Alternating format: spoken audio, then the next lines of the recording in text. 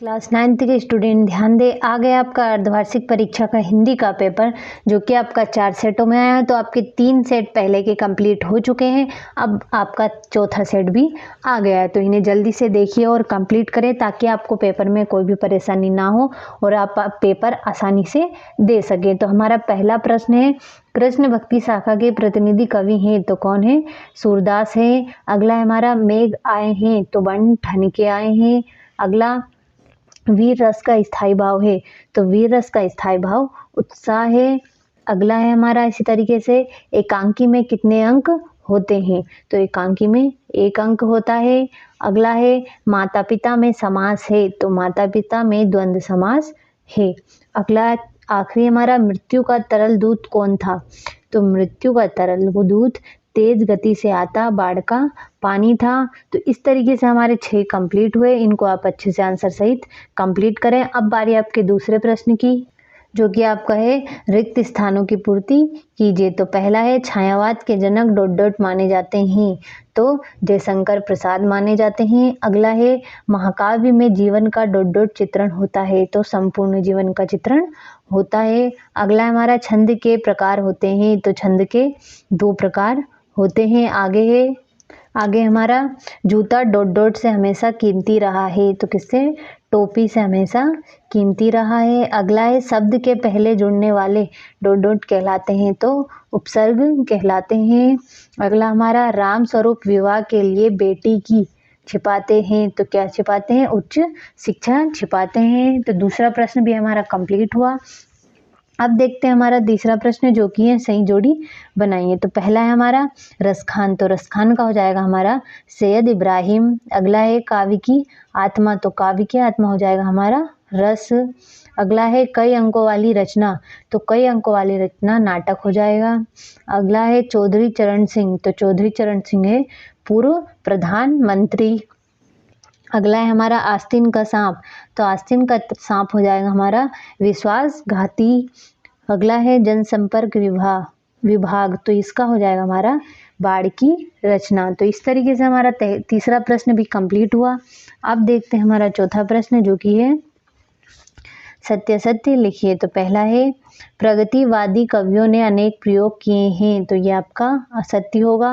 अगला है, जहाँ नायक नायिका के विरह का वर्णन हो वहाँ संयोग श्रृंगार होता है तो ये भी आपका असत्य होगा।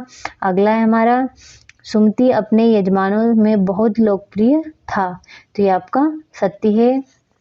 आगे, ही मात्र भर निपात शब्द है तो ये भी आपका सत्य होगा। अगला है हमारा, लेखिका मृदुला गर्ग की परदादी लीक पर ही चलती थी तो ये आपका असत्य होगा। अगला हमारा, गोपाल प्रसाद स्त्री शिक्षा समर्थक थे तो ये आपका असत्य है।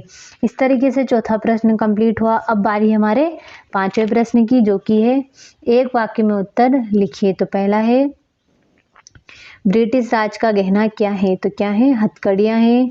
अगला है, काव्य की शोभा बढ़ाने वाले तत्व क्या कहलाते हैं? तो अलंकार कहलाते हैं। सबसे बुद्धिहीन जानवर किसे माना जाता है? तो गधे को माना जाता है। अगला हमारा, तारे गिनना का क्या अर्थ है? तो नींद ना आना। अगला है, जो कि वहाँ आया त्यों ही सो गया, किस प्रकार का वाक्य है? तो एक मिश्रित वाक्य है। अगला हमारा, रीढ़ की हड्डी एकांकी किस समस्या पर आधारित है? तो एक विवाह की समस्या पर आधारित है। तो 5वां प्रश्न भी हमारा आंसर सहित कंप्लीट हुआ।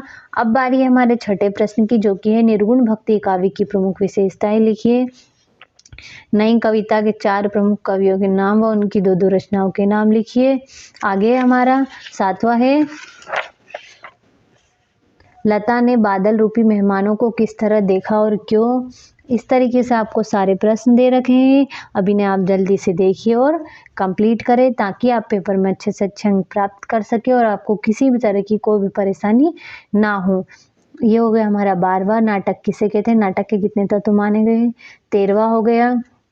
और ये हो गया हमारा 14वां प्रश्न। और ये है 15वां, जिसमें प्रेमचंद जी की भाषा शैली की विशेषताएं लिखनी है और महादेवी वर्मा की 2 गद्य रचनाओं के नाम लिखने हैं। तो अब आगे हमारे 16वां हमारा, लोकोक्ति और मुहावरे में अंतर लिखना है और निम्नलिखित शब्दों के 2-2 पर्यायवाची शब्द लिखने हैं, जो कि दे रहे हैं अमृत, दिन, चांदनी और सरस्वती। इस तरीके से आपको 17वां हो गया, 18वां हो गया और ये हो गया आपका 19वां प्रश्न।